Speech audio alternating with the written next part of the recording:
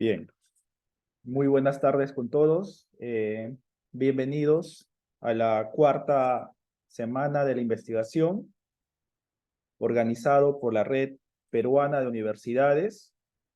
El día de hoy, 26 de octubre del año 2023, he sido designado, ¿no? Permítame presentarme, soy Carlos Vegas y he sido designado en calidad de moderador de la mesa 35.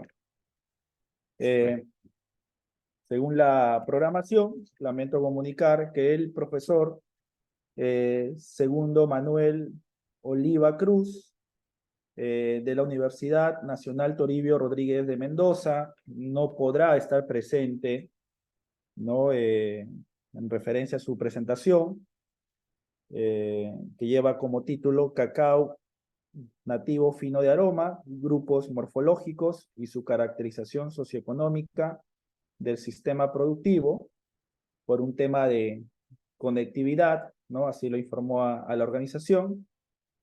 Así que vamos a pasar, ¿no? A la siguiente presentación a cargo del profesor Eleazar Manuel Rufasto Campos.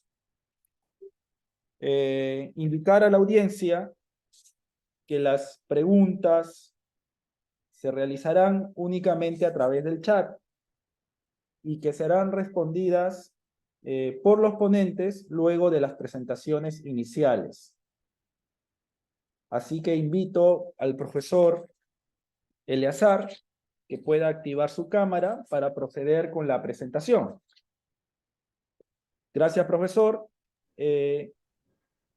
Él proviene de la Universidad Nacional Pedro Ruiz Gallo, es ingeniero agrónomo, egresado de la Universidad Nacional Pedro Ruiz Gallo y docente de la Facultad de Agronomía.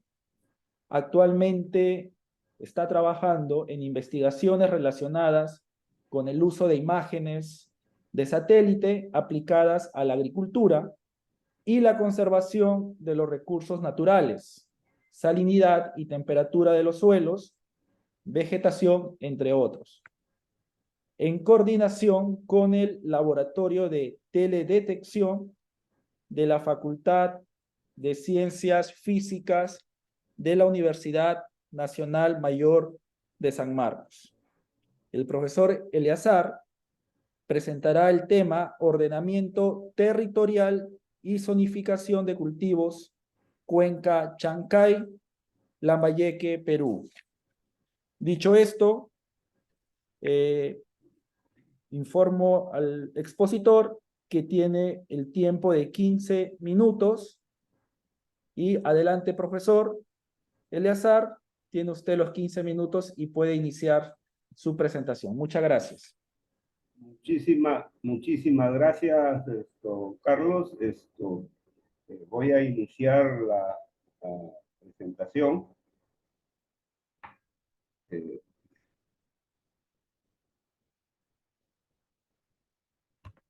¿Me confirman si se puede observar, si están observando?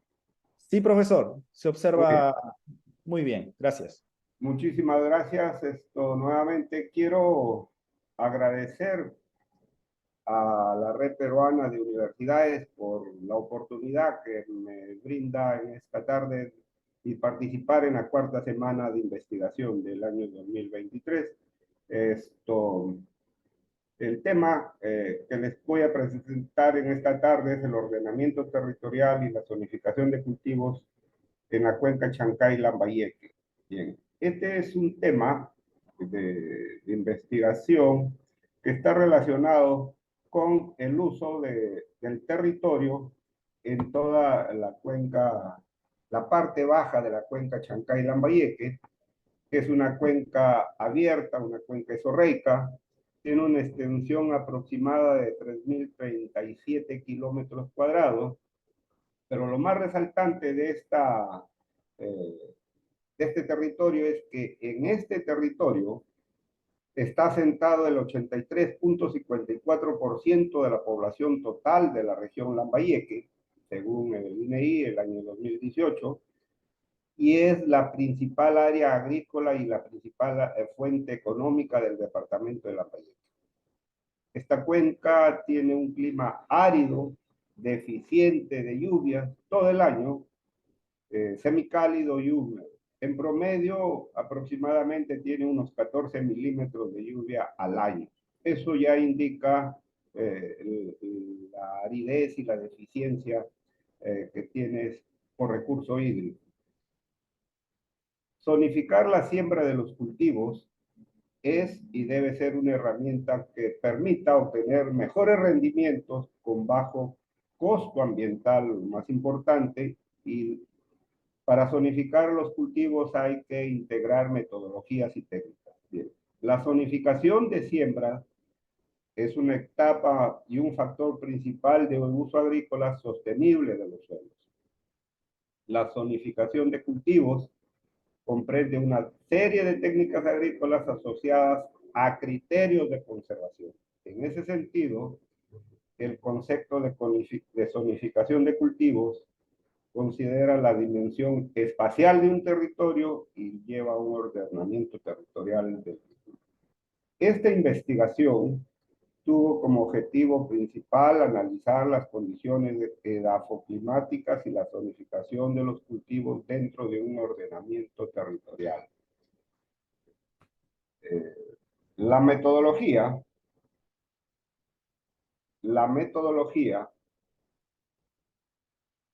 disculpen, no me había dado cuenta que estaba estorbando la pantalla.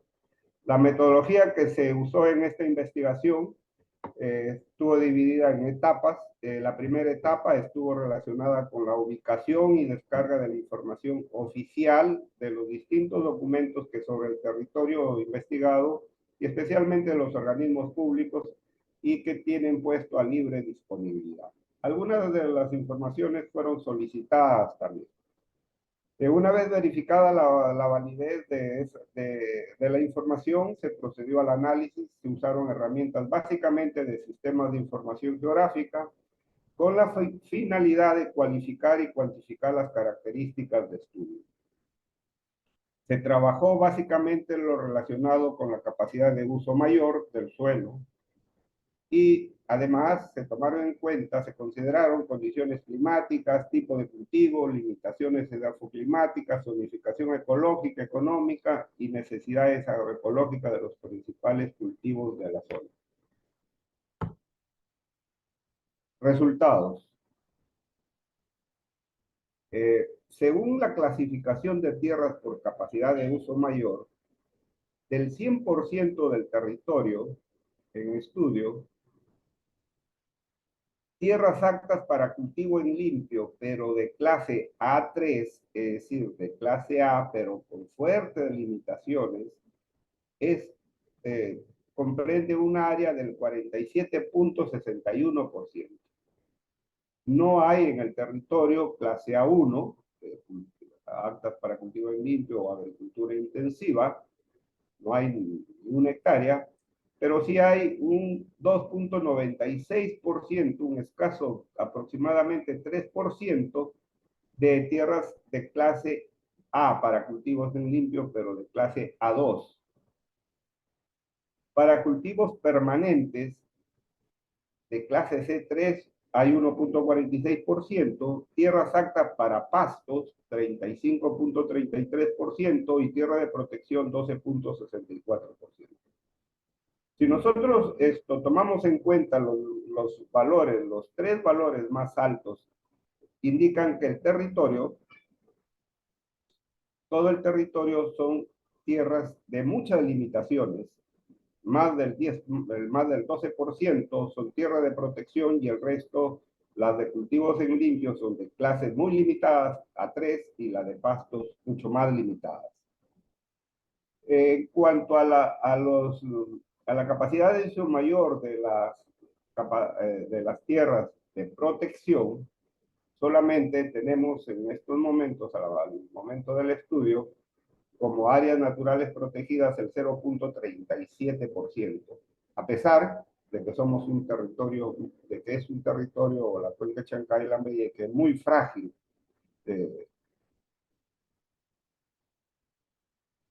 Otro de los resultados que pongo a consideración es que la subclase de capacidad de uso mayor, es decir, ¿por qué estas tierras tienen esas limitaciones? Todas, en general, son limitaciones por suelos, limitaciones por sales, limitaciones por la necesidad de un riego permanente o de un riego suplementario. Otras tienen limitaciones por drenaje, otras tienen limitaciones por sodificación, otras tienen limitaciones por riesgo de inundación o anegamiento. Es posible que ustedes han estado pendientes de las noticias que el río Chancay había inundado muchas áreas de márgenes de su ribera. Entonces, eso es las limitaciones. Y en general, eso es en general la subclase de capacidad de uso mayor. Y en específico, la mayor limitación con 13.08% de las tierras que se usan ya en la agricultura tienen limitaciones por suelo y necesidad de un riego permanente o de un riego suplementario, un 13.08%. Otro grupo de A3, que es el 15.55%, tiene limitaciones por suelos, limitaciones por sales, limitaciones por drenaje, limitaciones por riesgo de inundación o anegamiento y limitación porque necesitan un riego, en algunos casos permanente, en otros casos riegos suplementarios, complementarios.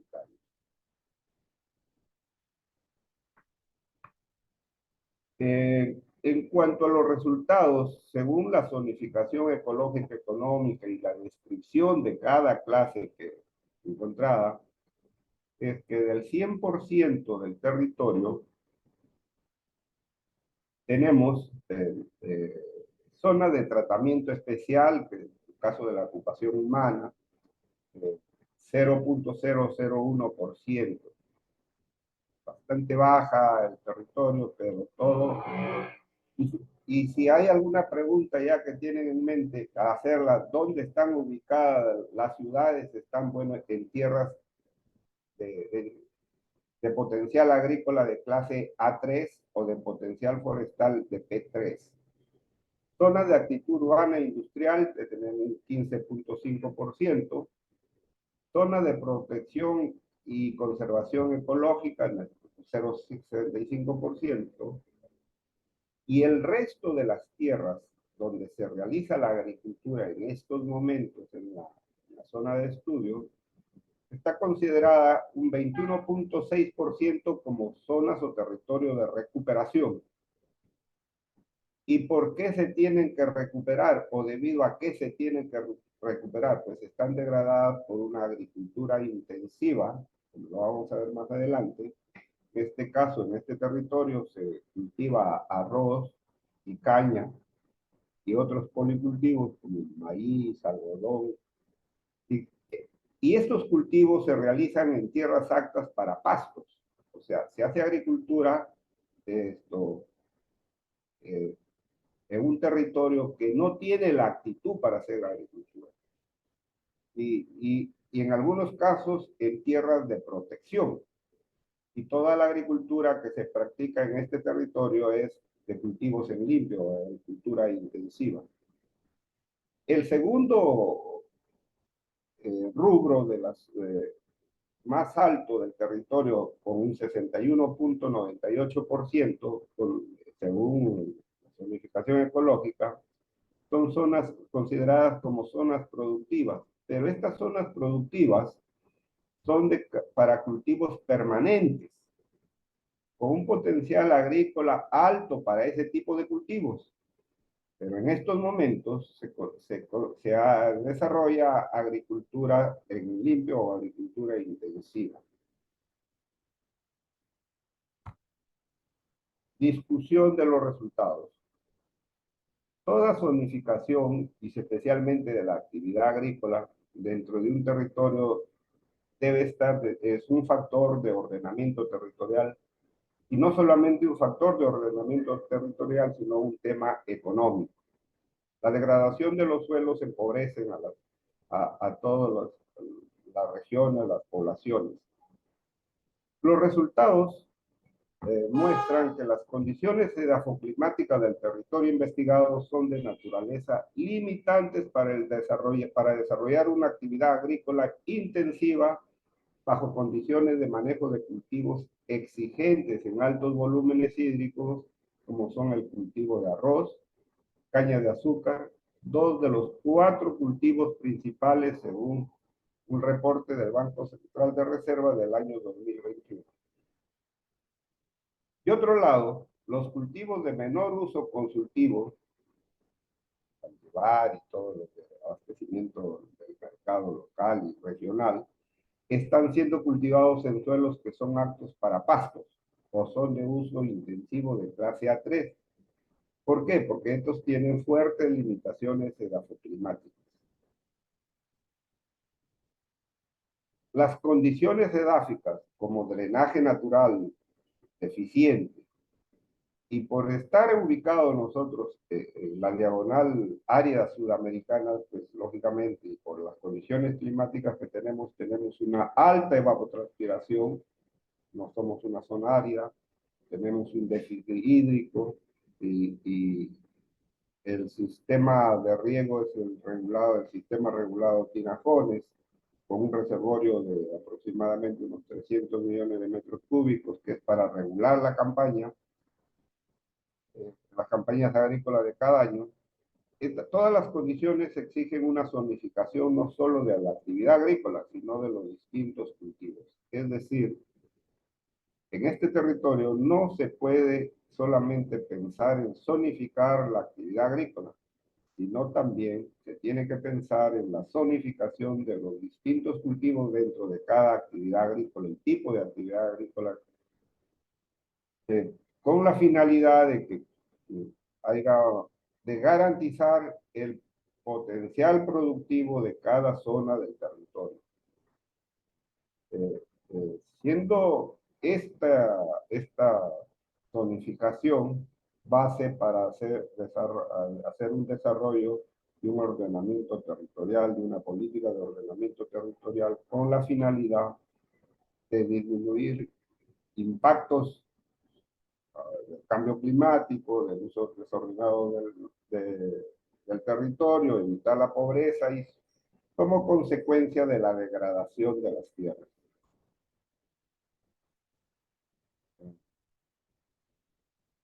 Zonificar la siembra de cada uno de los cultivos que se desarrollen o que se desarrollan en estos momentos en el territorio estudiado debe ser de acuerdo con las condiciones edafoclimáticas.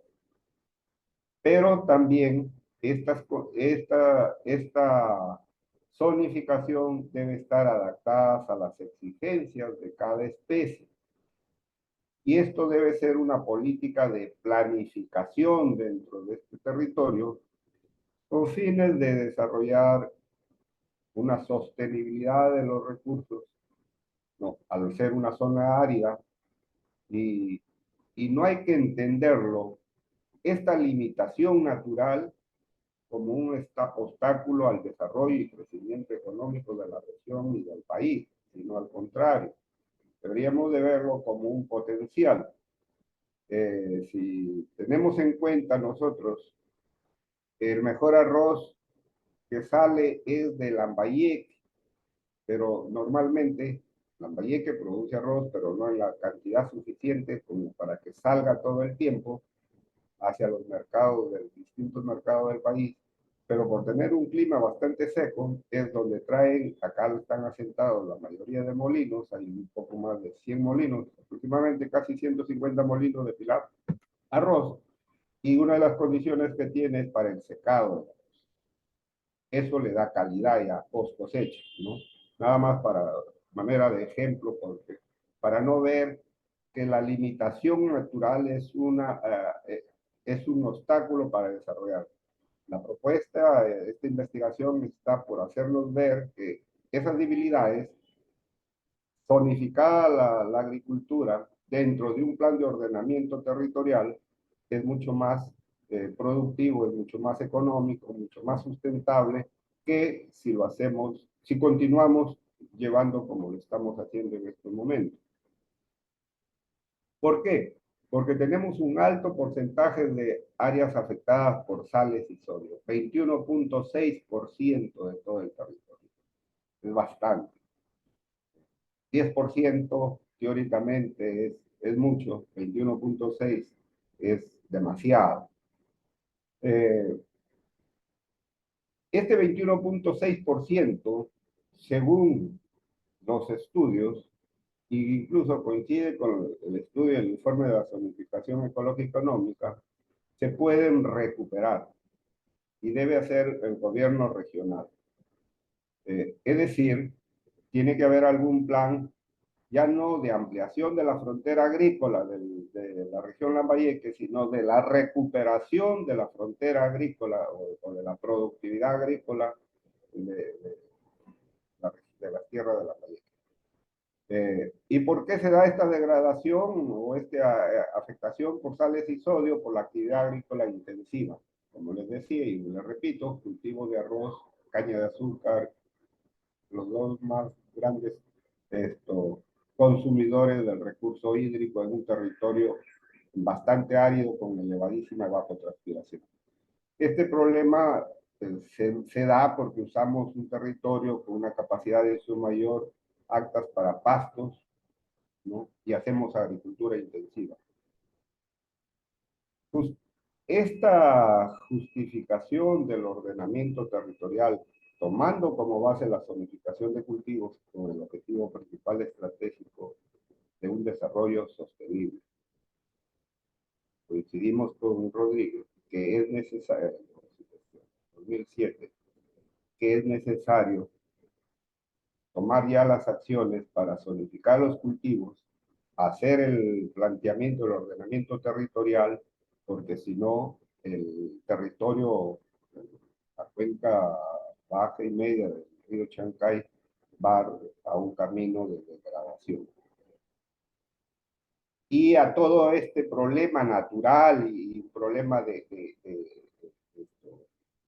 la agricultura que practicamos, está el tipo de agricultura predominante, según el INEI, que es una agricultura familiar y de subsistencia. Según las estadísticas, aproximadamente el 80% del territorio está bajo una agricultura de tipo familiar y de ese tipo familiar más del 30% es agricultura de subsistencia.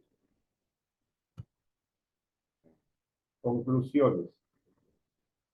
Con los resultados obtenidos y la discusión que hemos expuesto brevemente, una de las primeras conclusiones es que las condiciones edafoclimáticas del territorio estudiados son de capacidad de uso mayor limitadas entre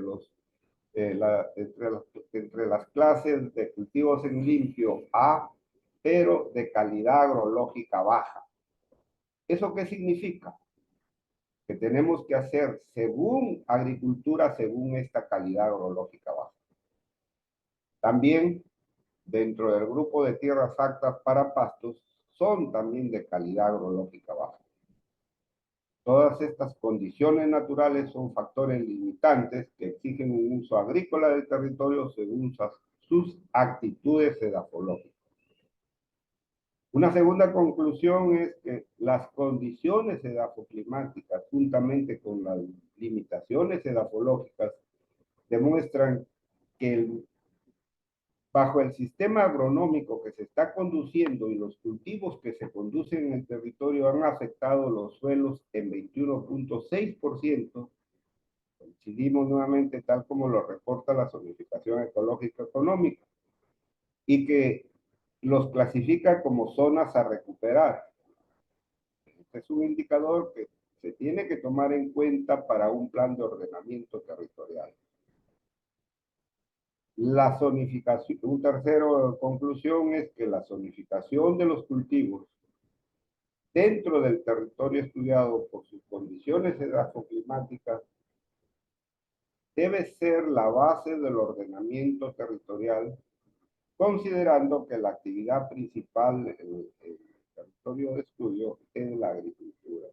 Es decir, si la fuente principal, la fuente económica, la actividad principal económica de la región Lambayeque y en el territorio estudiado es la agricultura, pues la zonificación de los tipos de cultivos, de los tipos de agricultura, tiene que ser la base para hacer el ordenamiento territorial, considerando todas sus limitaciones naturales del territorio.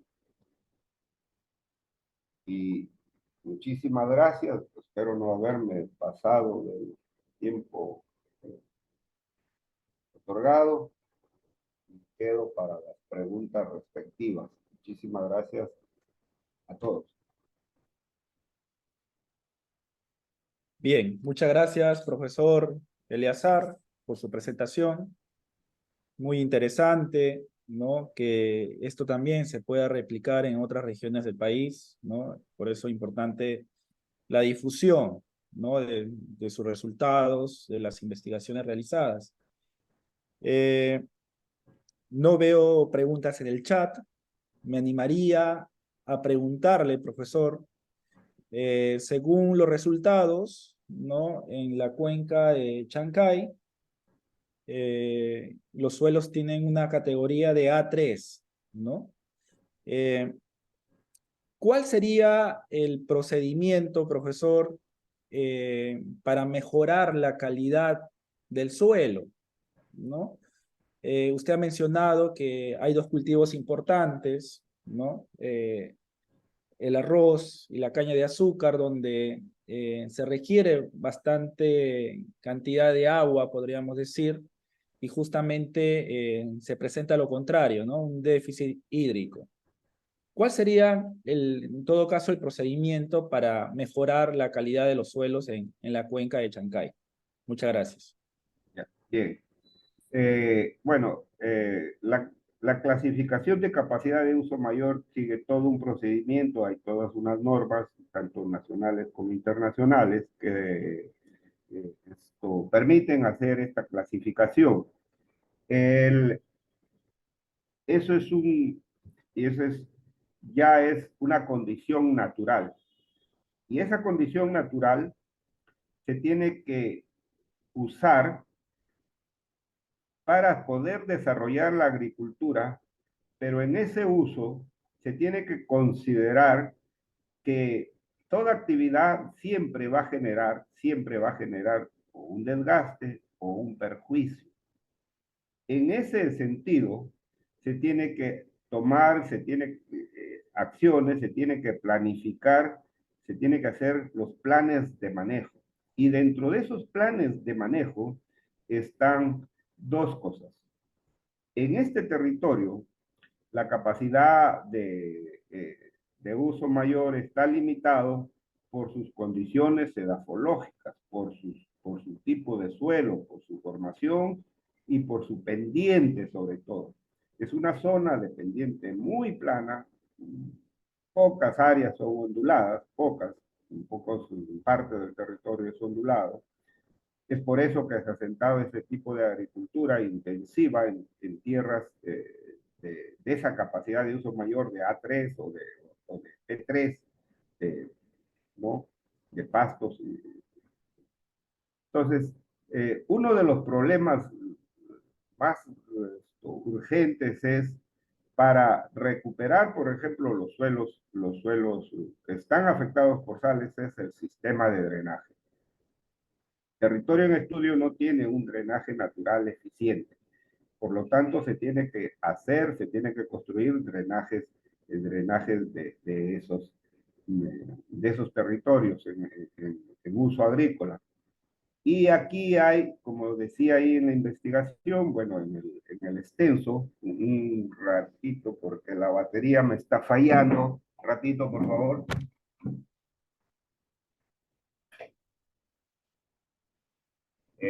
Como decía, aquí lo que se tiene que hacer es aprovechar la condición natural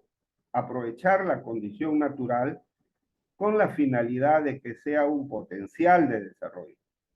Y aunque parezca raro, ¿no?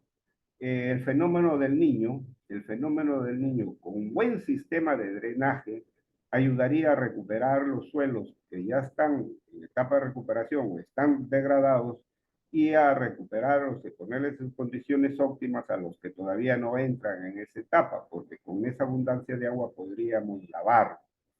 Lógicamente, eso es toda una política de Estado o una política del gobierno regional. Esa es una de las limitaciones. Las condiciones climáticas es bien difícil. Tenemos el sistema regulado de Tinajones, con una capacidad de 300 millones de metros cúbicos, que sirve para, su nombre lo dice, para regular todo el riego y el uso de agua poblacional.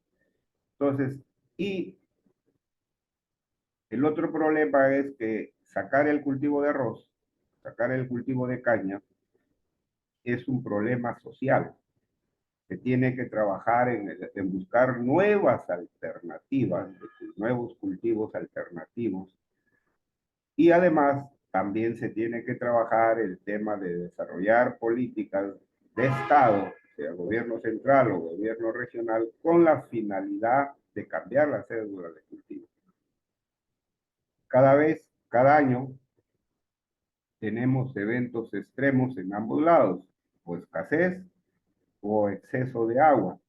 Entonces, tenemos que comenzar a planificar un ordenamiento territorial ya bajo estas condiciones y específicamente sobre la base, al ser la base económica la agricultura en Lambayeque y de esta porción del territorio lambayecano, se tiene que comenzar a hacer un ordenamiento territorial sobre la base de la actividad principal que es la agricultura. Eso es lo que podría responderle. Bien, muchas gracias, profesor. Brevemente nomás, hay una pregunta en el chat de Fernando Espinosa. Agradecería su respuesta breve para pasar ya a la siguiente ponencia. Fernando pregunta, para este estudio de suelos, ¿ha utilizado un mapa satelital? ¿De qué fuente o qué mapa raster? Sí, bueno, hemos usado varias imágenes, ¿no? Usamos imágenes Sentinel, hemos usado el Q13 para ver la cobertura vegetal del MODIS y también la data que maneja el grupo de investigación de certificación y sequía sobre algunos perfiles, algunos estudios de horizontes en varios puntos del territorio y además también se ha tomado en cuenta los estudios edafológicos de la zonificación ecológica económica. Nosotros lo que hemos hecho nada más es con los estudios de suelos del grupo de certificación y sequía, validar la información que la zonificación ecológica económica nos daba y con las imágenes ver las zonas de acuerdo a su tipo de cobertura del momento de la investigación. Sí, sí hemos usado varios tipos, ¿no? Perfecto. Profesor Eleazar, agradezco su importante participación en este evento y del mismo modo también al público, a los asistentes en la mesa 35. Muchas gracias, profesor, y vamos a continuación a... Gracias. Voy a dejar de compartir. Sí, por favor. Muchas gracias.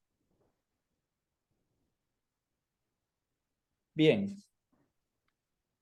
Vamos a continuación seguir con la programación.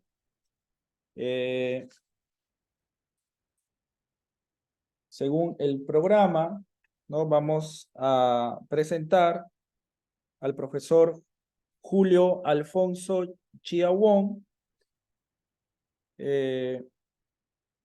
Reiterar, ¿no? Que las preguntas siempre se realizarán al finalizar la presentación, ¿no? Del profesor, que dispone de 15 minutos. Ya está activado su cámara. Bienvenido nuevamente. El profesor representa a la Universidad Nacional Agraria de la Selva. Es especialista en el área de genética y biología molecular, con experiencia en el estudio molecular de la diversidad genética usando RAPIDS, SR y GBS, mapeo genético por ligamiento, QTL y por asociación, GWAS. Estadística inferencial y multivariada, filogenómica y pangenómica. En el área académica, estimula y fortalece las capacidades de los estudiantes de pregrado y maestría en investigación biotecnológica, biología molecular y bioinformática. Es jefe del Laboratorio de Biotecnología y Diversidad Molecular de la UNAS. El profesor Julio nos va a presentar el tema titulado Revisitando el mapa genético de la resistencia a la escoba de bruja en el cacao peruano. Bienvenido, profesor. Dispone usted de 15 minutos y puede iniciar su presentación. Muchas gracias. A usted, muchas gracias, señor moderador. Antes que nada, bueno, mientras va compartiendo la pantalla, agradecer al Vicerrectorado de Investigación de la UNAS por la invitación y también, por supuesto, a la Red Peruana de Universidades por este esfuerzo de difusión y de visualización de las universidades, sobre todo de provincias. Bueno, generalmente somos un poco relegados aún, sobre todo las regiones de la selva, ¿no? No sé si me pueden confirmar si están viendo mi pantalla. Se observa, profesor. Se observa bien. Voy Muchas a gracias. sacar esto también porque... Muy bien. Gracias, gracias. Entonces, bueno, como me dieron 15 minutos, en realidad el tema es un poco largo, pero voy a ir, digamos, acelerando en algunas partes, ¿no? Como ya mencionó el moderador, voy a hablar de algo muy específico, que es encontrar, construir un mapa genético y encontrar genes que ayudan a la resistencia a una enfermedad en el cacao.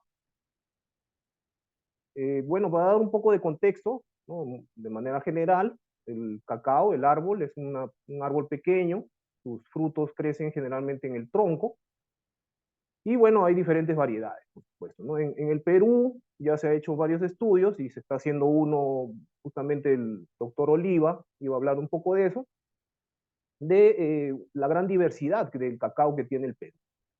¿Sí? Y bueno, del cacao sale la semilla, que en realidad luego se fermenta y se convierte en el grano, ¿no? Que luego es convertido en diferentes productos, principalmente el famoso chocolate.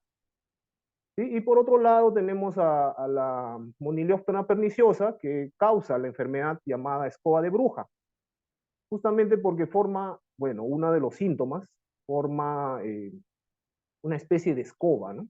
Y bueno, ya le llamaron así, escoba de bruja, pero no solamente afecta a la zona de las ramas, ¿no? A la parte vegetativa, digamos, sino también afecta digamos, a la parte, voy a poner, a la parte floral, ¿sí? Bueno, en el cacao se le llama cojín floral, es decir, salen varias flores en una misma región, y ese tejido también es infectado por este hongo patógeno. Y bueno, la distribución ya de la enfermedad, miren, bueno, la región de Sudamérica, y bueno, como ya lo mencioné, Perú es uno de los ya mayores productores a nivel de Latinoamérica. Brasil, por supuesto, sigue siendo el primero, pero Perú ya está tomando bastante camino. Y bueno, otros países que también tienen ese mismo cultivo. Entonces eso se ha expandido, se ha diseminado bastante, ¿no? Aún no llega a México. Y bueno, la zona de mayor producción de cacao es en África. Bueno, está cerquita. ¿no? Y bueno, hay un gran riesgo de diseminar esta enfermedad a nivel mundial, ¿no? Sobre todo en las zonas donde existe cacao susceptible, ¿sí? Y una de las maneras para controlar, o bueno, una de las estrategias o estrategias conjuntas para prevenir y controlar la enfermedad, ¿no? Es diferentes métodos de control, ¿no? El principal, bueno, es el control cultural, también le llaman control agronómico, control físico, pero bueno, lo más, digamos, eh, accesible al agricultor de repente es un poco el control químico, ¿no? Que a veces no se toma en cuenta muchos criterios, ¿sí? Y bueno, en el tema orgánico, por ejemplo, el cacao también es uno de los productores, de los mayores productores mundiales de cacao orgánico. Se usa el control biológico, ¿no? O sea, microorganismos o sustancias que pueden ayudar a disminuir la incidencia de esta enfermedad, ¿sí? Y bueno, también se debe estudiar el patógeno, ¿sí? Y hay unos controles legales, por ejemplo, normas y digamos, eh, sistemas, ¿no? Legales que impiden el acceso a la enfermedad desde otros países. Como ustedes vieron, bueno, existen siempre controles, ¿no? A nivel aeroportuario o a nivel terrestre. Y bueno, algo que no podemos controlar todavía es el clima, ¿no? Lamentablemente son factores y bueno, ahora con el tema del cambio climático es un factor un poco más adverso, ¿sí? El suelo sí se puede manejar. Y bueno, está también el tema de control genético, o también le llamamos, bueno, ya está apoyado por la biotecnología, ¿sí? Por herramientas moleculares, que voy a explicar un poquito a continuación. Y ese es uno de los pilares, ¿no? Como ustedes pueden ver, fundamentales de todo este manejo integrado, ¿sí? Y bueno, dentro de todo este agroecosistema está también la mano del ser humano, ¿no? Que es, aparte de ser un controlador, también puede ser un vector, ¿no? Una persona puede llevar la enfermedad de un lado a otro. Y bueno, las investigaciones, el trabajo duró aproximadamente 2 años, en realidad 4 años, pero yo trabajé la parte final, los 2 años después. Y bueno, se basó en los dos protagonistas que ya le mencioné de esta historia, ¿no? Y bueno, en el año 2005 se hizo el mapeo genético de esta enfermedad en una población de mapeamiento, ¿no? Que se llama F2. Y bueno, se obtiene a partir del cruzamiento entre un padre eh, susceptible y una madre resistente. Y la madre resistente es justamente una variedad de Perú.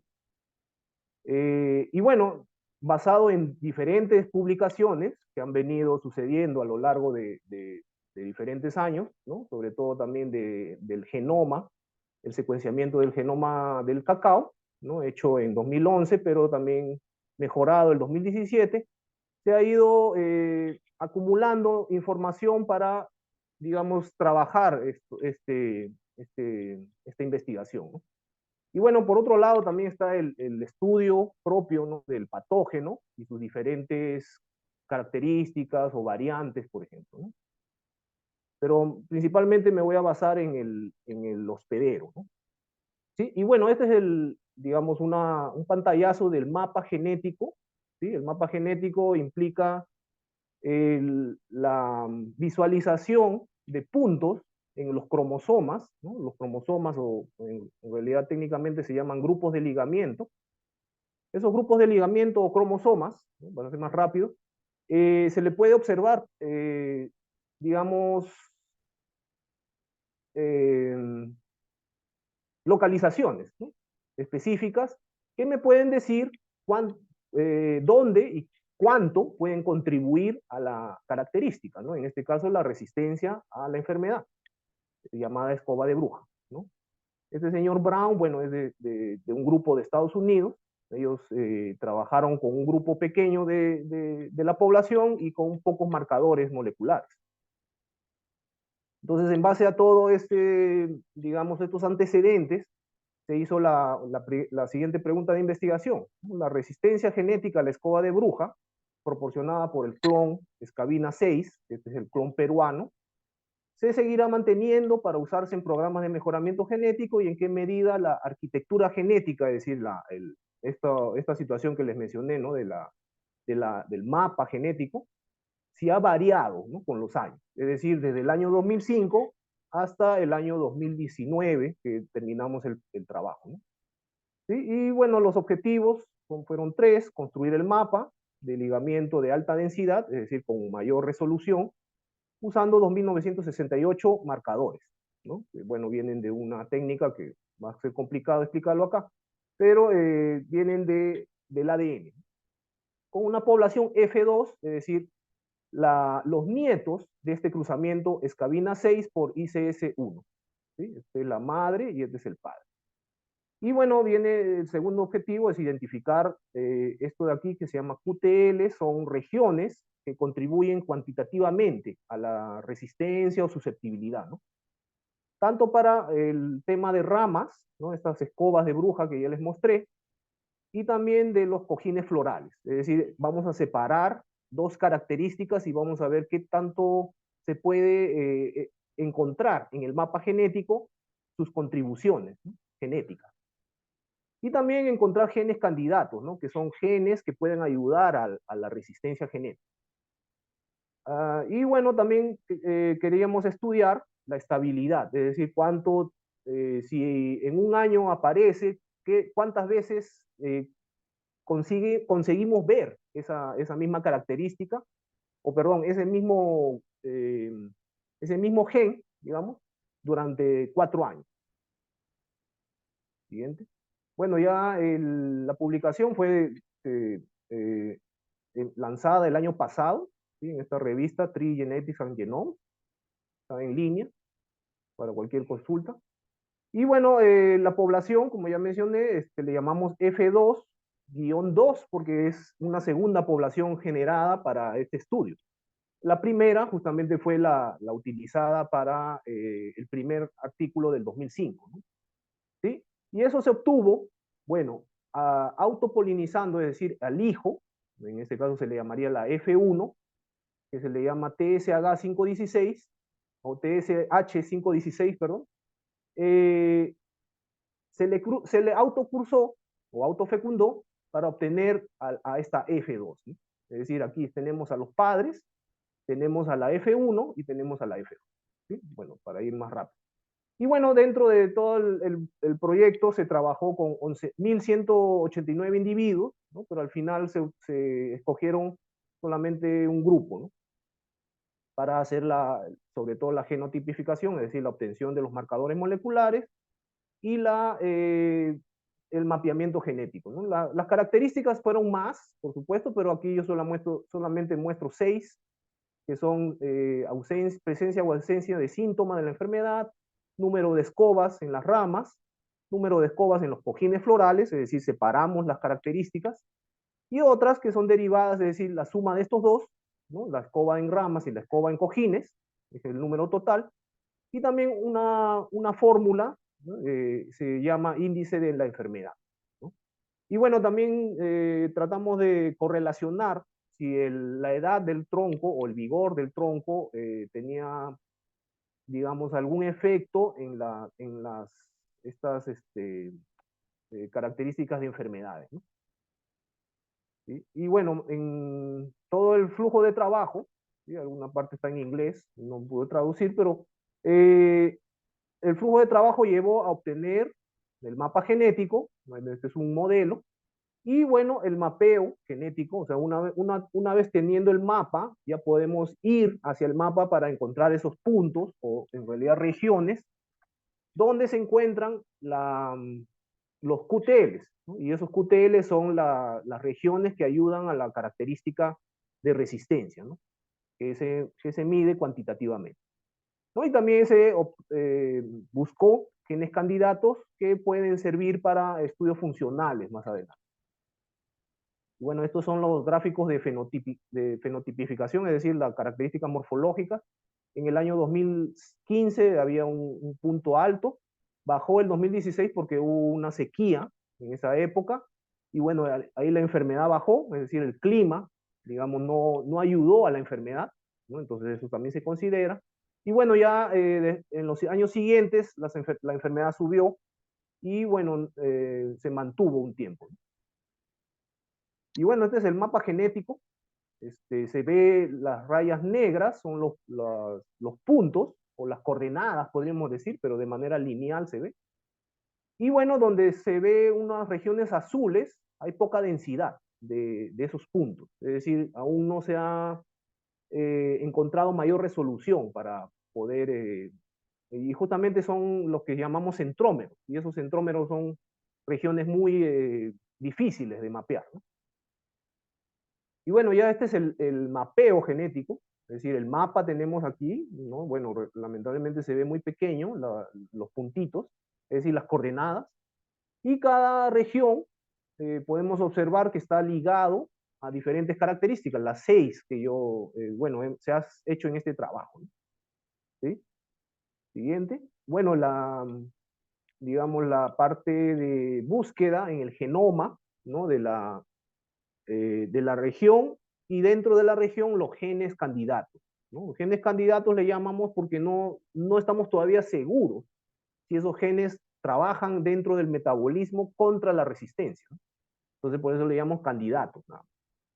Y encontramos varios que son muy relacionados a este tema de defensa de la planta o de resistencia también. El tema de estabilidad también, acá pueden ver varios años, ¿no? Incluso colocamos por bienio, es decir, 2 años, y hay muchos marcadores, o sea, puntos, que sí se repiten durante esos años, sobre todo 3 veces, ¿no? Y eso nos ayuda bastante a decidir qué marcador utilizar para trasladarlo a la siguiente generación de mejoramiento genético o la siguiente generación de mapeamiento genético, ¿no? Son cosas distintas, ¿no? Uno es mapear, es decir, saber dónde está el punto, y luego, sabiendo ese punto, tratar de llevar ese punto o esa región hacia la siguiente progenie, ¿no? De mejoramiento genético. Y bueno, ¿cuál fue la contribución del trabajo? ¿No? Esta es una primera parte, después voy a hablar las conclusiones, ¿no? Específicas, que se ha elaborado un mapa con mayor resolución, ¿no? Acá yo doy una pequeña muestra didáctica, ¿sí? En donde ustedes pueden ver, bueno, que antes se hacía, digamos, a mano alzada, ¿no? Es solamente un ejemplo, una analogía, y ahora pues, tenemos otras herramientas que nos ayudan a encontrar con mayor precisión, ¿no? Esos puntos, ¿no? ¿Sí? Y bueno, ¿cuáles fueron las conclusiones? Bueno, se obtuvo un mapa de alta densidad para población F2, esta es población que ya trabajamos, y encontramos 9 grupos de QTLs, ¿no? O sea, 9 regiones que contribuyen para esas 6 características, ¿sí? Cada una, por supuesto, ligada, ¿no? Y es la primera vez que obtuvimos esto, entonces este mapa genético va a ayudar para diferentes otros trabajos que también voy a mencionar más adelante por las perspectivas futuras, ¿sí? Sobre todo, bueno, se comparó, ¿no? Ya les mencioné o les mostré el mapa antiguo, digamos, este es el mapa antiguo que tiene alrededor de 15 o por ahí marcadores en promedio. Más o menos este cromosoma o este grupo de ligamiento tiene 300 puntos, ¿sí? Claro, ustedes dirían, bueno, ¿y por qué no ponen 1000? Claro, también se pueden generar mapas de súper alta densidad, digamos. Algo así como el HD y el Ultra KD, ¿no? Etcétera. Pero entonces lo que queríamos observar era si de lo que habían estudiado hace alrededor de 16 años, ¿sí? Atrás, ustedes saben que también hay diferentes condiciones, tanto climáticas, y el patógeno también puede cambiar. Es decir, el patógeno puede evolucionar para, digamos, romper esa resistencia digamos, del hospedero, ¿no? Entonces, en el caso del cromosoma 1 sí encontramos, ¿no? Aquí se ve en esta raya amarilla, perdón, verde, que sí aún se mantiene esta región encontrada hace 16 años. Y es más, en ese tiempo solamente se estudió todo, ¿no? Todas las infecciones en la planta.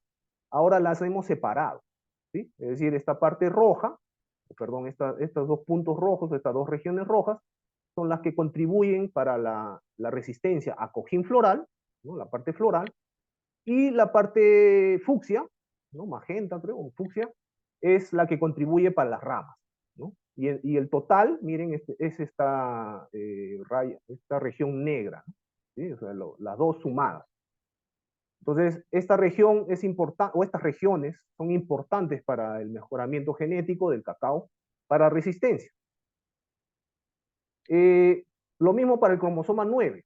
¿Sí? El cromosoma 9, también miren, acá tienen varios, aquí sí debe tener más de 25 marcadores, o sea, puntos, y aquí se encontró esta región ligada a la característica de número total de escobas, o sea, esa característica que evaluaron ese tiempo, y en cambio, nosotros encontramos en una región QTLs menores. ¿Qué significa QTLs menores? O regiones que tienen una menor contribución, una contribución de menos del 10% de la característica. ¿Sí? En cambio, en este señor, o estos señores, publicaron que encontraron un QTL mayor. Un QTL mayor significa que esta región contribuye con más del 10% a la característica. Es decir, por ejemplo, si hay una resistencia de 100, esta región contribuye con 25%, entonces la característica sube de 100 a 125. En cambio aquí no, la característica, estos QTL son menores. Menores significa que tienen una contribución menor del 10%. ¿Sí? Bueno, esos son temas muy, muy técnicos, pero es importante mencionarlo. Y bueno, la segunda conclusión es que se encontraron genes candidatos, ¿sí? Con varias características, es decir, las 6 características que hemos trabajado, y varios cromosomas, ¿sí? Por ejemplo, en el caso de manera general, se han encontrado genes que codifican a quitinasas, o sea, enzimas que producen la planta y rompen la pared celular de los hongos, ¿no? Existen otras, glutatión peroxidasas y sintasas de cayosa, que son enzimas que ayudan a la resistencia física y química de la planta, ¿no? ¿Sí? O sea, del hospedero. Y bueno, por otro lado, también se encontró 25 genes de unos receptores que ayudan a la, digamos, a la recepción a la identificación del patógeno de manera temprana y a la generación de defensas contra ese patógeno, digamos, de manera bien simple.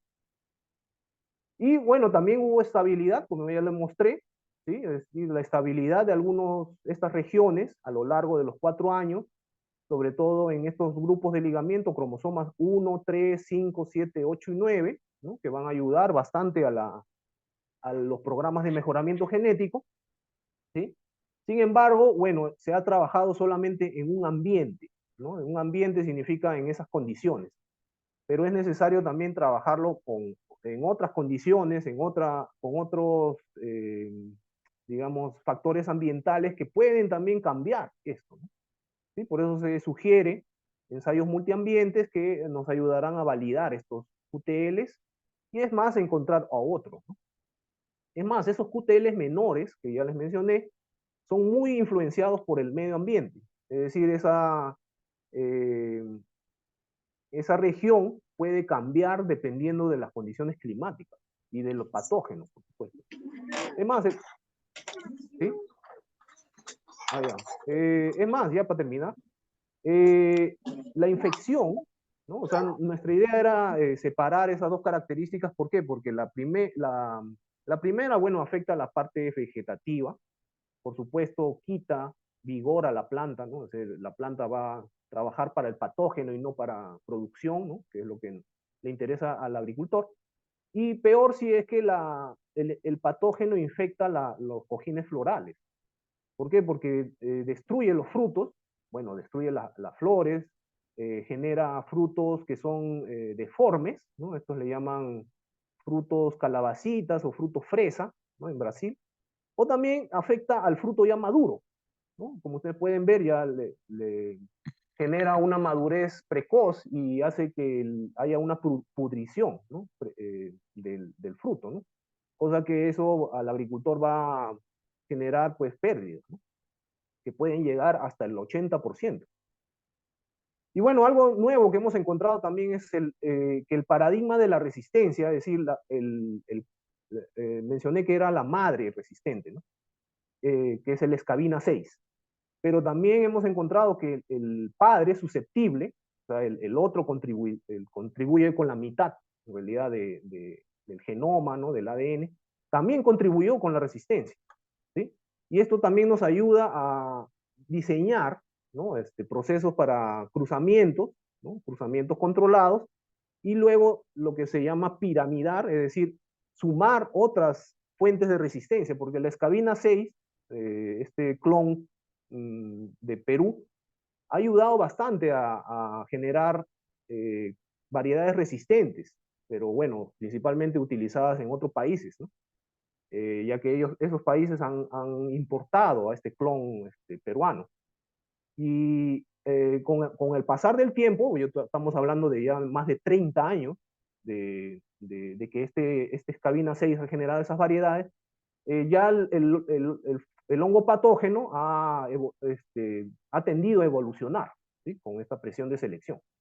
Entonces se está buscando otras fuentes, ya se han encontrado otras fuentes de resistencia que pueden ayudar a acumular, digamos, ¿no? De piramidar, acumular más genes que puedan ayudar a resistir y a controlar la incidencia del patógeno. Bueno, ya para terminar, agradecer también a no solamente los que contribuyeron al trabajo, sino también a las agencias, a las instituciones. Bueno, este trabajo se hizo en Brasil, pero con bastante colaboración de peruanos y de franceses, ¿sí? Muchas gracias. Estoy abierto a sus preguntas. Bien, muchas gracias, profesor Julio Alfonso. Importante la presentación del día de hoy. Vamos a hacer preguntas breves, sí le voy a pedir porque nos hemos pasado un poquito de tiempo, pero el tema meritaba también para poder entenderse correctamente. Hay dos preguntas que me gustaría unirlas. Una es de Fernando Espinosa, otra de Jorge Enríquez Guerra. Mencionan, ¿qué se supone que originó esta enfermedad al cacao? Es posible que la radiación electromagnética no ionizante de alta frecuencia estén dando origen a esta y otras enfermedades. Jorge añade, entiendo que va en línea la pregunta anterior, ¿también se debe a mucha humedad, insectos, profesor? Buena pregunta, gracias. Sí me escuchan, ¿no? Bueno, la radiación ionizante no se ha estudiado, digamos, si hay alguna influencia podría haber en el patógeno, pero eso no se ha estudiado. Generalmente las regiones rurales donde se trabaja el cacao, ¿no? No tienen mucha de esos efectos, ¿no? O de esa infraestructura, ¿no? Diría yo. En el caso de la segunda pregunta, digamos, es correcto porque las condiciones ambientales ayudan a la proliferación del patógeno, sobre todo a su sobrevivencia, ¿no? En el campo. Este patógeno tiene bueno, los hongos tienen, para ser breve, tienen dos fases, una fase sexual y una fase asexual. Es decir, tienen una capacidad enorme para no solamente propagarse, diseminarse, infectar, ¿sí? En el cacao puede infectar incluso, como ustedes vieron, las ramas, en realidad el tejido meristemático, los tejidos florales, los frutos, y entonces eso afecta mucho a la producción, ¿no? Entonces es importante justamente, ya para terminar la respuesta, es el control de la humedad, por ejemplo, ¿no? Como menciona el joven o el colega, es disminuir un poco la sombra, por ejemplo, ¿no? En cacao generalmente, no es en todos los casos, se trabaja con sombras, es decir, árboles que dan sombra, y a veces y es más, los mismos árboles de cacao producen su propia sombra. Entonces, eso genera condiciones de humedad que pueden ayudar a proliferar más los hongos, ¿no? Ustedes saben, bueno, los hongos, ya para terminar, son más, su condiciones más óptimos es de oscuridad y humedad. Perfecto. Profesor Julio Alfonso, la última pregunta, también le voy a pedir a la brevedad, es de María Encarnación Holgado Rojas y consulta cuál es el porcentaje de pérdida de la producción por el ataque de estos hongos. Ya, bueno, este es uno, yo he hablado uno de los hongos. En realidad, si consideramos todos los hongos, pueden llegar hasta el 100%. Hay otro hongo incluso peor, ¿no? En términos de producción, que se llama la moniliasis y ataca directamente al fruto.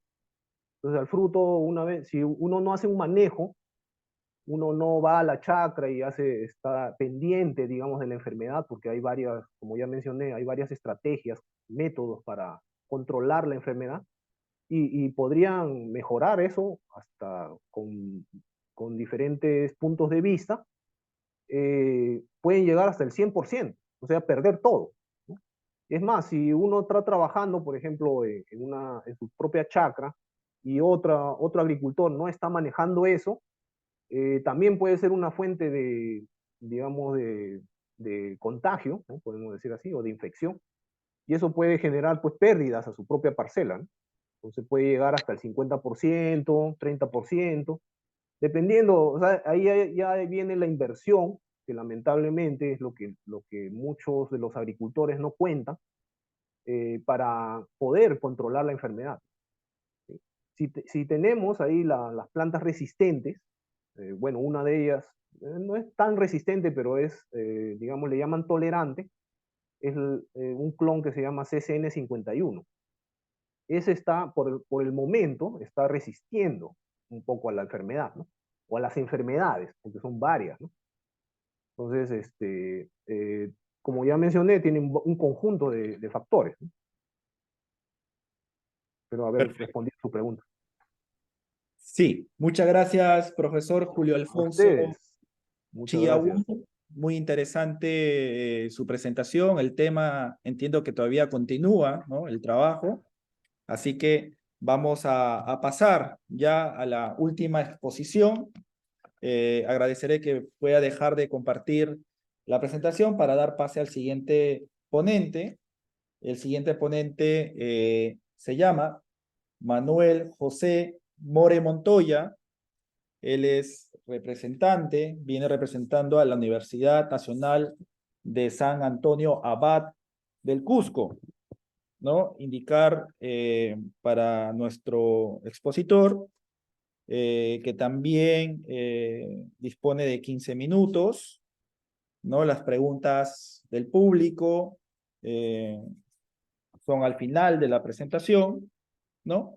Y ahora voy a proceder a presentarlo, ¿no? Él es médico veterinario, tiene un PhD en ciencia animal, es docente contratado en la Universidad Nacional de San Antonio Abad del Cusco, es investigador RENACIT, con publicaciones científicas en las áreas de mejoramiento genético, genómica animal y parasitología veterinaria. Cuenta con conocimientos y experiencia en análisis de datos de genotipado de marcadores moleculares y datos de secuenciamiento, conocimiento y experiencia en manejo y análisis de base de datos de producción y desarrollo de evaluaciones genéticas de vacunos y alpacas. El profesor Manuel nos hará la presentación del tema, identificación de polimorfismos de nucleótido simple en alpacas. Profesor Manuel, bienvenido nuevamente a esta sala. Le pediré por favor que pueda compartir ya su presentación. Al igual que los expositores anteriores, cuenta usted de 15 minutos. Y adelante, profesor.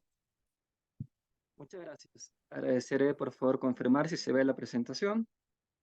Correcto, se ve muy bien, profesor. Muy bien. Muy buenas noches con todos. Voy a pasar a exponer el tema identificación de polimorfismos de nucleótido simple en alpacas. Agradecer al Vicerrectorado de Investigación de la Universidad Nacional de San Antonio Abad del Cusco y también agradecer a la Red Peruana de Universidades por la invitación.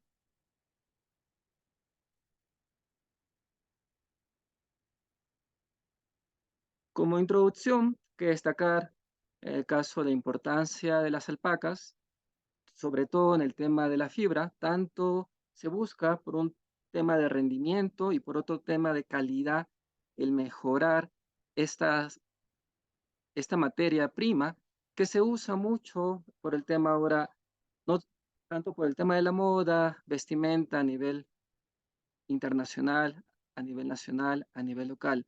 Es muy importante el tema de la fibra de alpaca. Y aquí hay una presentación, un artículo interesante que recomiendo siempre revisar del doctor Gustavo Gutiérrez y la doctora María Gursinger acerca de los programas de mejoramiento genético en alpacas a nivel nacional. Sobre alpaca también hay que destacar que ha sido todo un récord de trabajos que se vienen haciendo y que se continúan haciendo en diferentes partes a nivel nacional, a nivel internacional. Desde, por ejemplo, el tener información de genoma, un genoma que ha pasado por varias versiones de mejoras, hasta tener ahora un tercer genoma, que no es 100% perfecto como referencia, pero es muy bueno ya para los investigadores que venimos trabajando. Asimismo, se han venido haciendo trabajos, por ejemplo, de comparación del genoma entre alpaca y dromedarios, o el ser humano, o incluso con ovinos y caprinos, a nivel de cromosomas, a nivel de citogenética. También en el punto de citogenética, y acá pongo otro trabajo en la mano derecha, se ha hecho investigaciones, no solamente a nivel internacional, sino también por parte de investigadores, investigadoras peruanas, que han trabajado el mapeo citogenético de algunos marcadores genéticos en la alpaca. Y otro avance muy importante que se tiene a nivel de estudios en alpaca es que hace poco se ha desarrollado también una micromatriz de marcadores genéticos de tipo polimorfismo de nucleótido simple, exclusivamente trabajado con alpacas, en alpacas huacaya en Perú, y trabajado por investigadores peruanos junto con cooperación internacional. Voy a ser bastante rápido con este resumen de teoría por el tema de tiempo. Quiero destacar al ADN como partícipe de todos estos trabajos. Nuestro núcleo celular en los humanos, en los mamíferos, en los animales, tiene toda la información, el material genético para las funciones, para la estructura de un organismo. Este es como si fuera una biblioteca dentro de la cual ustedes pueden encontrar libros donde está organizado el material genético. Estos libros serían los cromosomas. Y dentro de estos vamos a encontrar como capítulos de estos libros lo que conocemos como los genes. Y parte de estos libros vamos a encontrar palabras. Estas palabras están escritas con ADN, el ácido desoxirribonucleico. Y este ADN, estas palabras que están compuestas por letras, las conocemos como los nucleótidos. Es un lenguaje básicamente de 4 letras, según la base nitrogenada de la composición, A, C, T, G. Entonces tenemos un código básicamente de 4 letras que lo podemos expresar en una computadora como un bloc de notas, como un texto, con un lenguaje de 4 letras del abecedario. Y por segundo concepto muy importante, marcador genético.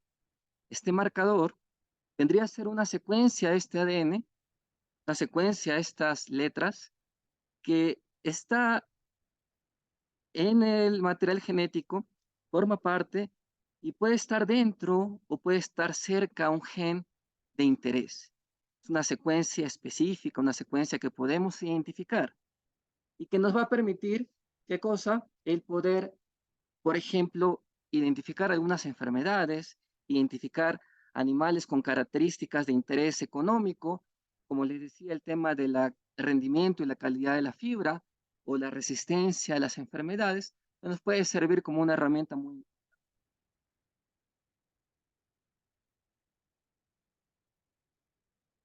También hay que destacar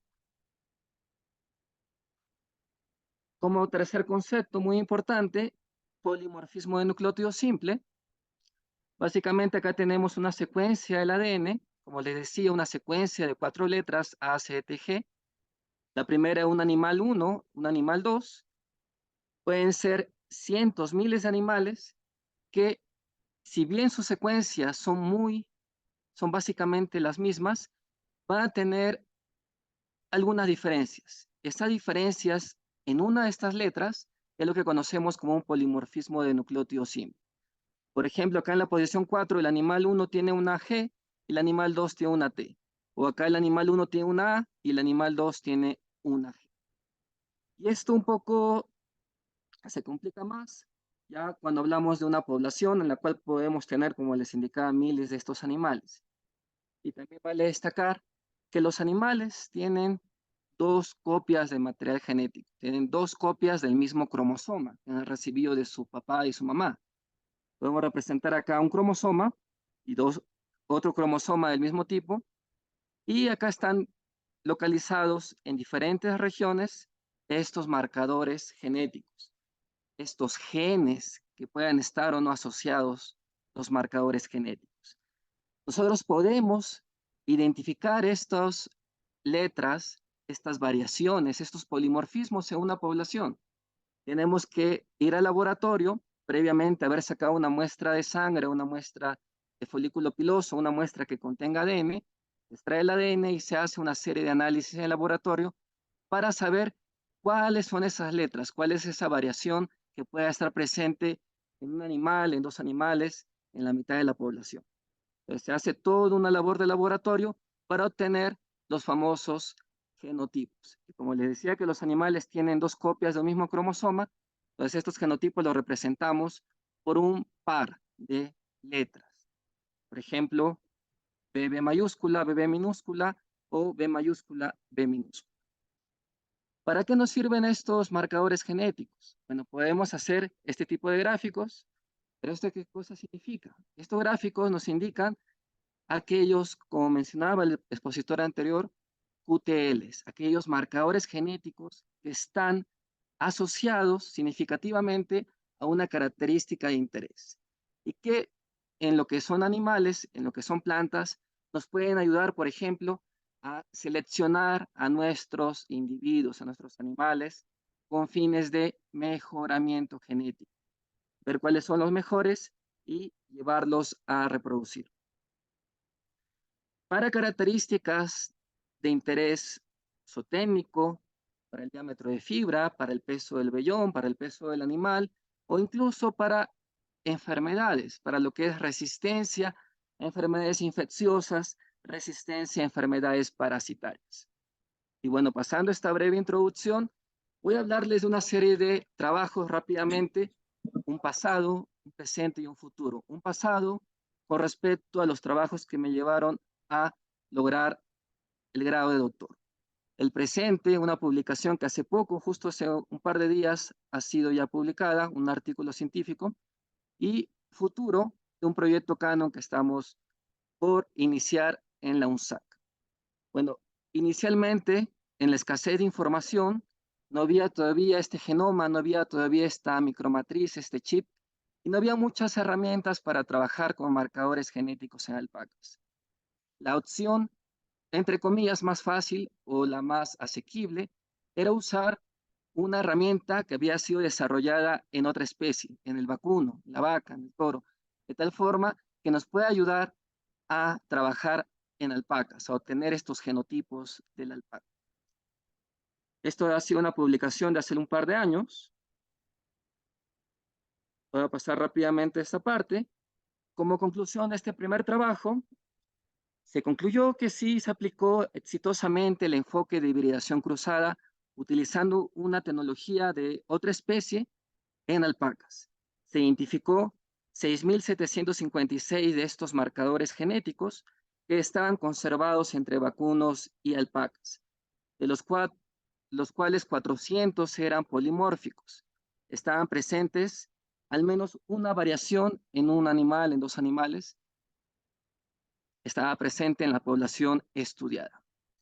Este trabajo se hizo, ayudó mucho para el momento, con ciertas limitaciones, pero era lo que se tenía a la mano, utilizar herramientas de otras especies, con la finalidad de poder identificar estos marcadores con un uso para futuro.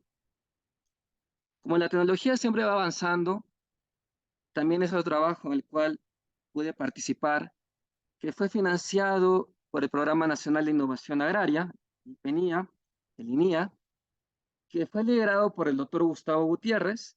Se logró desarrollar una tecnología, pero ahora sí, para alpacas, capaz de poder hallar estos marcadores, poder saber cuál es el genotipo en cada animal, no solamente un marcador, sino más de 76.508 marcadores de tipo SNP se pudieron identificar utilizando esta tecnología. Y esto te permite hacer la identificación en un animal de forma simultánea, no solamente uno, sino en platos que tienen hasta para trabajar con 96 animales. Es una tecnología que ayuda mucho a la investigación, pero que tiene estos fines de poder ser aplicada para el mejoramiento genético. Producto de esta investigación, se sacó una publicación del desarrollo de esta micromatriz en el año 2020. Teniendo ya esta tecnología, ya se puede hacer algunos trabajos, pero ahí viene también otro problema. Estos marcadores genéticos me pueden ayudar, por ejemplo, a programas de mejoramiento genético. ¿Cómo? Utilizando selección genómica. Selección genómica es básicamente cómo yo puedo predecir cuál va a ser el rendimiento productivo de animal utilizando únicamente información de marcadores genéticos, adelantándome a aquellos animales que aún no están entrando a la edad de producción, animales muy jóvenes, recién nacidos, o incluso a nivel de un embrión, animales que todavía no tienen datos, pero que tenemos marcadores genéticos que nos pueden ayudar en las predicciones. Hay trabajos ya publicados también de algunos colegas de la Universidad Nacional Agraria de La Molina, en el cual han podido trabajar algunos ya resultados con esta tecnología, pero asociando de tal forma la información de fenotipos para predecir el valor de estos animales como futuros reproductores. De tal manera que podríamos usar animales todavía jóvenes sin dato productivo y predecir su futuro en base únicamente a marcadores genéticos. Por ejemplo, han concluido que el uso de esta selección genómica es posible en alpacas y que incrementa la predicción de valor genético. Sin embargo, aquí sí hay que tener un cuidado, que esta tecnología del chip es aún muy cara. Hablamos de 150, 170 dólares por animal, lo cual sigue siendo muy alto para la producción alpaquera. Sin embargo, a nivel de investigación también se ha concluido que esta selección genómica permite tener un incremento en la valoración, en la selección de los animales como reproductores en comparación con las técnicas de selección genética clásica. Entonces acá se tienen estas dos publicaciones de algunos investigadores, colegas de la UNAL. Presente, les hablaba que había una publicación que hace poco ha salido, en el cual hemos usado esta micromatriz, lo hemos asociado a los registros productivos para el diámetro de fibra, para la finura de la fibra de alpaca, y ya está disponible. Lo pueden encontrar en la revista Animals. El objetivo de esta investigación fue la identificación de regiones genómicas candidatas asociadas al diámetro de fibra de alpaca, a la finura, a la calidad de fibra de las alpacas. Un trabajo que se realizó con más de 1000 alpacas huacaya hembra, en el cual colaboraron diferentes productores, tanto de Pasco como de Puno, Cooperativa Comunal San Pedro de Raco, Gacosén, Sogamu, Elinía, Quinzachata, Pacomarca en Catots, Malquini de Mitchell, y con el cual se pudo hacer una asociación entre la información del marcador genético de los genotipos de cada animal con la información productiva de diámetro de fibra. De tal forma que se obtuvo la primera investigación, el primer estudio de asociación del genoma completo de alpaca con el diámetro de fibra, utilizando una micromatriz, una tecnología desarrollada, diseñada para alpacas en el Perú. Como conclusión, se identificaron 4 regiones candidatas para esta característica, que están formadas por marcadores adyacentes, localizados en los cromosomas 6, 9, 29, algunos cromosomas aún y algunas regiones aún no localizadas en cromosomas de alpaca. También se concluyó la identificación de marcadores en cromosomas 2, 7 y 27 que fueron localizados dentro o cerca genes que han sido reportados en otras especies, en este caso, como candidatos para fibra en cabras. Entonces, son marcadores que nos podrían ayudar a futuro a poder emplear selección mediante o asistida por marcadores genéticos. Agradecer, por supuesto, esos trabajos han sido gracias al financiamiento de CONCITE, de FONDECIT, de PENIA y de la Escuela de Posgrado de la UNAL. Y colaboradores, todas estas instituciones, los productores, las empresas que he mencionado anteriormente y todos los que están mencionados acá, sobre todo la Universidad Nacional Agraria de La Molina, la Universidad de Minnesota, la Universidad Complutense de Madrid, Iowa State, el programa BLIR, INIA en Catots, IBM y HPC, que forman parte también de La Molina. Recomendaciones acerca de este trabajo. Si bien hemos reportado ya regiones genómicas candidatas para diámetro de fibra, es bueno validar siempre la información con otras poblaciones o incluso con más número de animales. Sería bueno también desarrollar nuevas metodologías para la genotipificación, para obtener los genotipos de los animales, pero que sean más baratos. También, como recomendación, el desarrollar este tipo de estudios, pero para otras características, como por ejemplo peso de vellón, la desviación estándar para la finura, el porcentaje de medulación, entre otras. Y por supuesto, mejorar siempre las condiciones de crianza, fortalecer los sistemas de colección de información, de producción de registros genealógicos en alpacas. Por último, como futuro, les comentaba, hay un proyecto ya aprobado que se va a empezar a desarrollar ya pronto, esperemos, que es un proyecto con financiamiento Canon que se va a realizar con la UNSAC, el estudio de algunas características productivas y sanitarias de 4 especies de animales de interés técnico en la región Cusco, mediante el uso de la genómica y la genética molecular, aplicando un poco de todo lo que se aprendió tanto en el doctorado como y lo que se sigue aprendiendo, pero ya focalizado en la región Cusco. Siendo el investigador principal el doctor PhD Gonzalo González. En este trabajo hay varios objetivos, son 4, pero solamente voy a mencionar el primero, que es el que está relacionado al tema que he expuesto el día de hoy. Incrementar la información genómica de los camélidos sudamericanos. Acá entra la alpaca.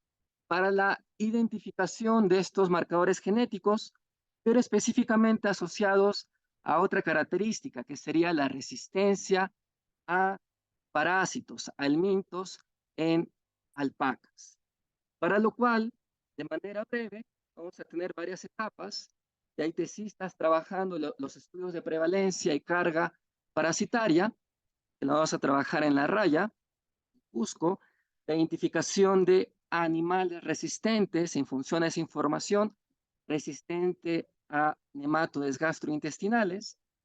Se van a tomar muestras para hacer el secuenciamiento del ADN, y así como se ha trabajado con el caso de diámetro de fibra, hacer una asociación entre la información de esta análisis de parásitos con la información de ADN, con la información de marcadores genéticos, para poder identificar algunos marcadores, algunas regiones candidatas asociados a la resistencia a parásitos en alpacas.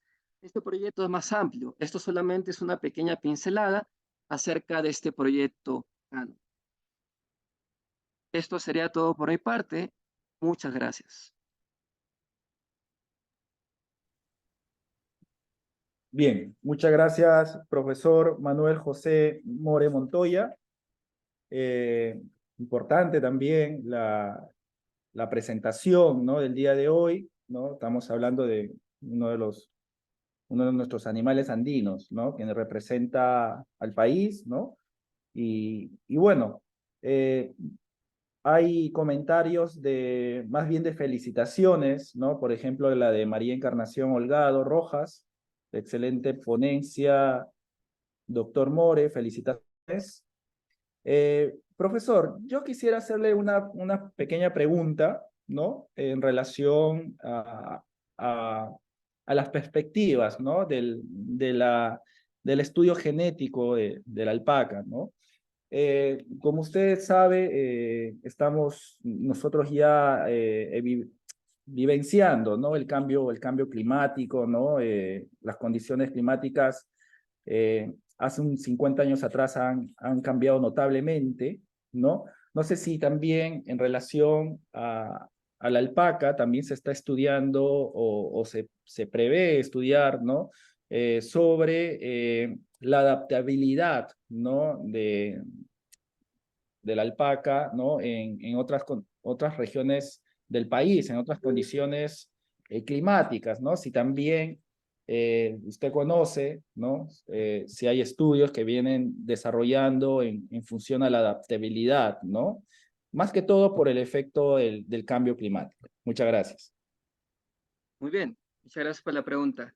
Sí, ha habido investigaciones no solamente de alpacas, sino de camélidos en general, que han venido trabajando no solamente acá de Perú, sino incluso de Chile, de otras universidades a nivel internacional, que no han sido estudios directos, sino han sido consecuencias de otras investigaciones acerca de la diversidad o de las relaciones posibles de ancestría que puedan tener estos camélidos, y que han podido encontrar algunas regiones que podrían estar asociadas a su adaptabilidad, a su resistencia, a las condiciones incluso, por ejemplo, de sequía, de estrés que pueda ser generado o frente a temperaturas extremas en frío. Pues hay algunos indicios que diría que se podría todavía hacer mucho más, tanto por el tema molecular de marcadores genéticos, como por el tema de caracterizar a algunos fenotipos. Hay también incluso colegas aquí de la Universidad UNSAC que vienen trabajando con algunos dispositivos para poder medir algunas constantes, algunas frecuencias de los animales en el campo. No solamente en ese campo, también en el tema nutricional y en el tema eh, de emisión de gases de invernadero. Muchas gracias. Bien, muchas gracias, profesor. Se aunan comentarios de felicitaciones. Por ejemplo, Manuel Augencio Sandoval Rodríguez escribe, es una investigación muy importante e interesante que contribuye al desarrollo nacional. María Antonieta Quispe Ricalde, ¿no?, agradece la buena ponencia y consulta si el análisis bioinformático lo realizan en el Perú. Muy bien, muchas gracias por los agradecimientos, por las felicitaciones. Muchas gracias por la pregunta también. Sí, el análisis bioinformático se ha realizado en Perú. Justo yo he sido el responsable de esos análisis. Con formación que he tenido en Inglaterra, en MBL, también con formación gracias a los asesores que he tenido la Universidad de Minnesota, el doctor Abel Ponce de León, el doctor Gustavo Gutiérrez, se ha podido trabajar, aparte, por supuesto, del soporte tecnológico. La Universidad UNAL tiene un servidor, una computadora de alto rendimiento que ha permitido hacer estos trabajos. Y ahora, para hacer continuidad, también estamos buscando algunos socios con otras instituciones también para hacer trabajos de este estilo, pero desde la UNSAC.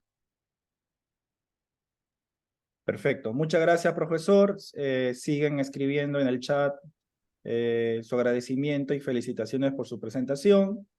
De Juvenal Cutipa Quesuhualpa, ¿no? Bernabé Félix Pacheco Santos, agradecen y felicitan su presentación del día de hoy. Bien, con esto estamos concluyendo, ¿no? El programa de presentaciones del día de hoy, ¿no? Agradezco la participación y el tiempo tomado para cada uno de los ponentes que han tenido muy bien a estar presentes desde antes del inicio del programa, y también a todos los participantes, ¿no?